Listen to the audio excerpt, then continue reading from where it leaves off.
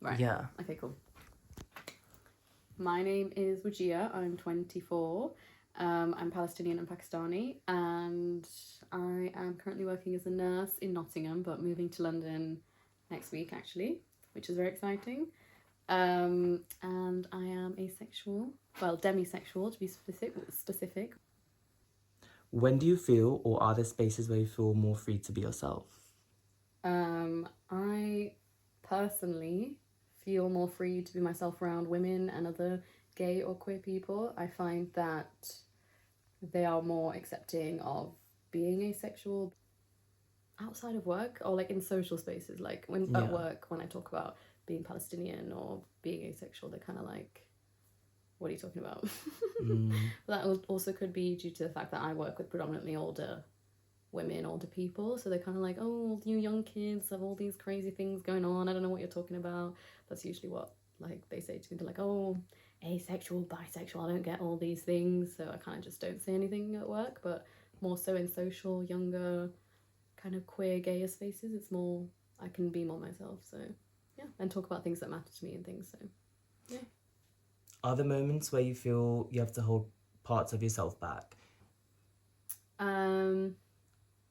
I do think I'm always holding a part of myself back to an extent with almost everyone, because I think being sexually attracted to someone is much more, well, clearly the norm in society. So in a lot of spaces, I have to pretend to be a lot more like relating to the conversations and things about dating or romantic partners and things like that, and pretend to care more than I actually do.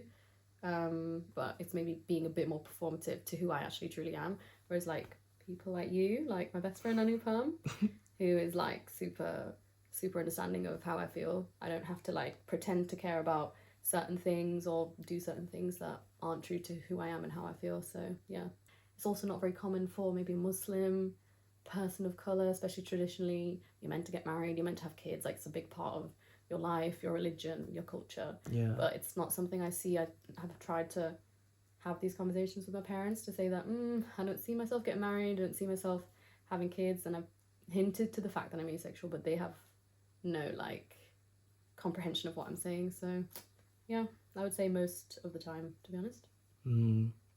So does being asexual, or even like a person of color, your ethnicities or anything, how does that affect your sense of fashion? I think it's something that changes as I've got older. Being a kid, I grew up in a predominantly white area school. So at the time, I was one of the only Muslims, one of the only people of color. So at the time, it was difficult with fashion because my parents were very controlling of what I wore, and it was an expectation of what they thought I should wear versus what my peers around me wanted to wear and what I thought I should wear. So it was really difficult to find my own stance on fashion growing up. And I think it's only been maybe the last few years where I've really got in touch with myself and my sexuality and me as a person, where I've started to like actually start wearing clothes that are true to myself and not be influenced by the male gaze, be influenced by at the time, what, you know, the other white kids around me that would wear certain more promiscuous clothing that obviously my parents wouldn't allow me to wear and things like that. I think as I've got older, I've started to wear things that make me feel good, that make me feel comfortable and like enhance what I feel like is my beauty, which I didn't used to wear before. I used to just wear like push-up bras, low cut tops and mini skirts and things like that, because that's what everyone around me would wear and that's what people would wear to the club and is what you're meant to feel good and look good in. But I never felt good, or I don't think I look good in that, but that's just what everyone was wearing, so it's a work in progress. But yeah. Do you want to show a few pieces of clothing that you like the most or anything?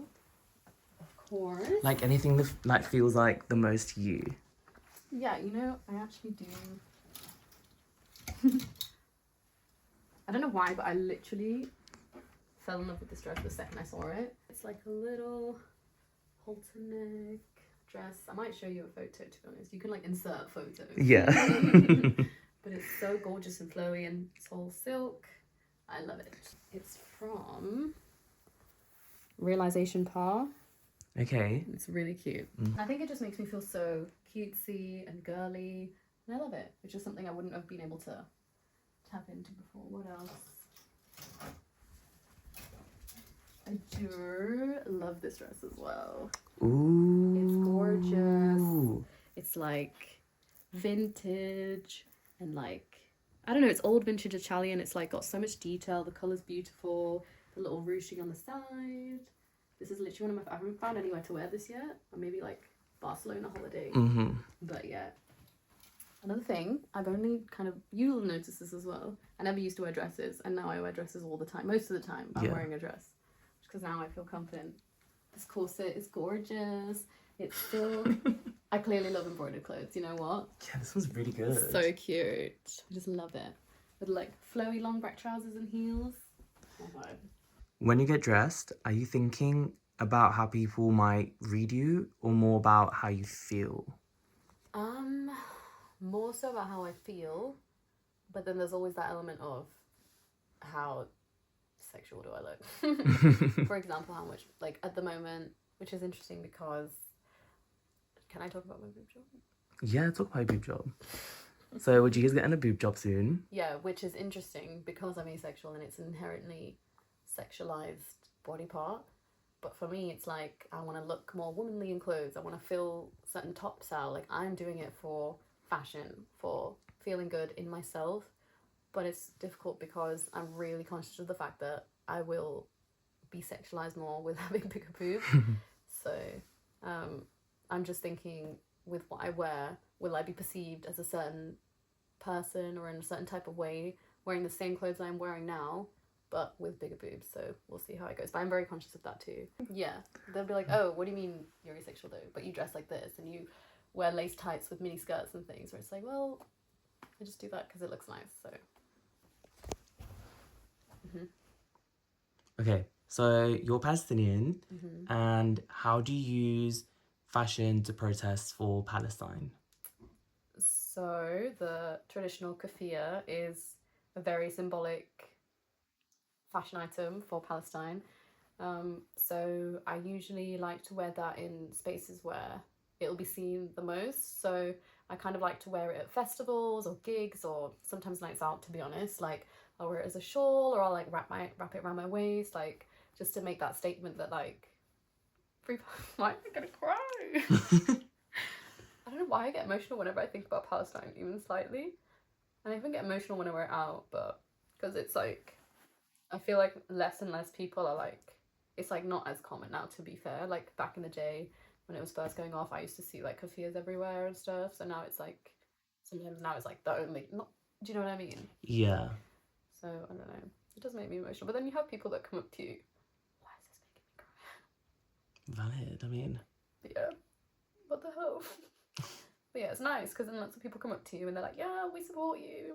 And it's lovely. Like, this is just a little, like you said, fashion item, but it says so much. So yeah. Then obviously there's like Palestine jerseys and things. Sometimes I'll wear that. And I don't know, it's nice. It's nice that like you don't have to say anything, but it's like recognized. So Yeah. yeah. Great. Thank Got you. the crying on camera.